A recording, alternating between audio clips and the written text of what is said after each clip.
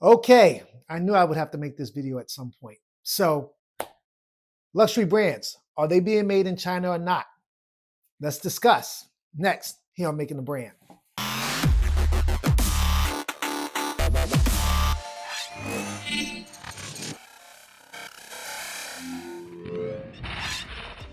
What's up, everybody? Rob Norman here from Planet Brooklyn Academy, and this is Making the Brand Season 2, the series where I give you a little knowledge and insight on how to start a clothing brand, and if you already have one, how to make it better.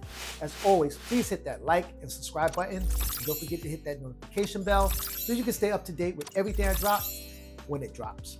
So, okay, everybody's been reading the news and everybody's been seeing all the messages on TikTok and on YouTube about, the video that came up about manufacturing in China, talking about how luxury brands are actually being made in China. So the question is this true?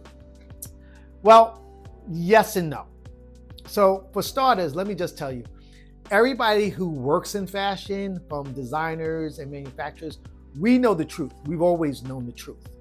It's just you as consumers, this is news for you guys. So everybody's freaking out and like, oh my God, because of the tariffs, they believe that, that this is suddenly something new. No, this has always been going on. As I said, if you've been in the fashion industry, we all know how things are made. For starters, everybody who works in fashion, we do not buy certain things because we know what the actual cost of certain things are. We know that when you pay $100 for something, we really know it only costs like $20 to make. That's why we won't go out and buy it in the store. We normally get it, through the company at a discount because we know what it costs to make. But the rest of the world does not know that. So now when we talk about luxury brands being made overseas, is it true or false? As I said at the beginning of the video, yes and no. And allow me to explain. So when we're talking about luxury brands, you're talking about a pyramid.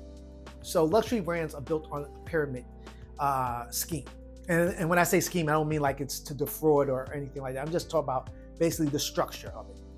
And at the top, you have 10%.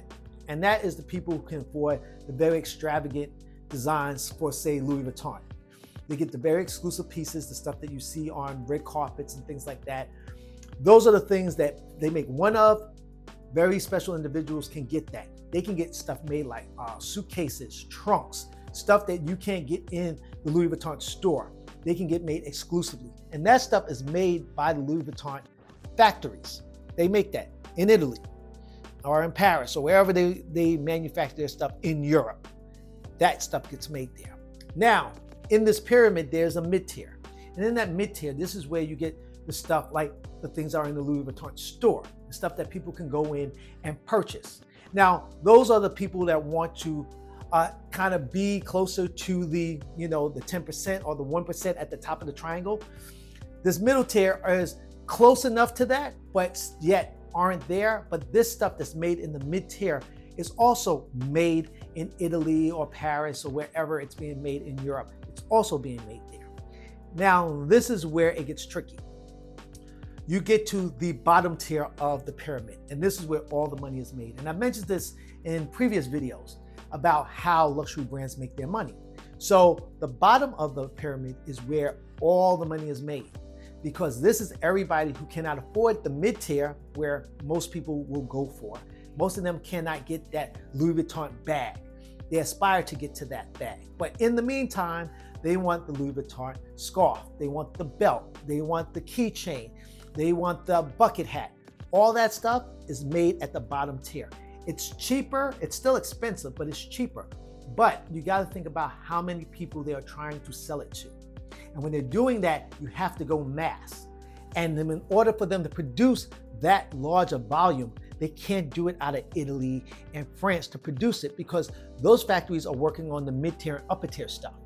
And there are a lot smaller amounts being made. You're talking about hundreds of pieces being made for these little pieces like scarves and things like that, umbrellas, all that's being made at that lower tier. So that stuff is being produced in China. So you can get a truly produced Louis Vuitton piece that's not made in China in a middle tier section, but at the lower tier, a lot of that is going to be made out of China because they got to do it in mass numbers. Now, I'm not saying all those pieces at the bottom are made out of China, but a good portion of that is, because again, you're talking about numbers. You're talking about how many people they can mass it out to. So when you're talking mass, you got to go to factories that can produce it. And China is known for being able to produce mass. So it is not something new for us in the industry to go like, yeah, China is making this, or someone else is making it not in that natural place. And at the end of the day, it is more of a mental game, as seen in the video.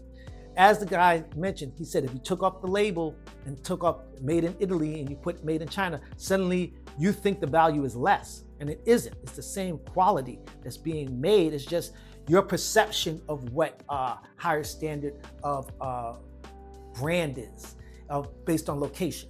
And again, it's a mental game. It has nothing to do with the actual product. It's all mental. I also tell my students all the time, when you talk about brands and you say, well, how do I have this one brand and how do I blow it up? And I tell them, it's not about your product. No one cares about your product. People care about the brand. So at the end of the day, they don't care what you're selling. They believe in what that brand is about. So the brand Louis Vuitton, wherever it is being made from, that's what people care about. They don't care about the product, actually. They care about the status of that name. So when you say Louis Vuitton and it's made in Italy or it's made in France, that sounds better. The moment they say it's made in China, suddenly it loses its value. And the thing is that it's the same quality. You can't tell. If you can't tell the difference, then what difference does it make to you? At the end of the day, you're paying all this money for a name. And that's what it boils down to. So that was my quick answer to that addressing that whole video, because I saw it and I was like, I know I'm gonna have to address this because I'm seeing the TikTok videos and people talk about, well, why should you care what I wear? And it's not, no one cares about what you wear. It's about your mental thought, how you see these things. And behind the scenes, we in fashion all know where stuff is made and we know what the real prices are. You pay $2,000 for a bag that we know only costs about $120 to make. But it's about the luxury and the name and what they have built up that brand to be. And that's what you're really paying for. You're paying for the name and the brand. You're not paying for the product. So why do you care where it's being made at? All right. So that's my 2 cents on that. I hope that helped you guys and cleared up some things. I'll be making some more videos. I've been a little behind because now I've been working on a podcast. So you'll be hearing more about that soon. But in the interim of things, please check out the last video we put up and check out the video I did on reviewing the last couple of fashion shows. Check out that video. But until next time, I'll catch you guys later. Peace.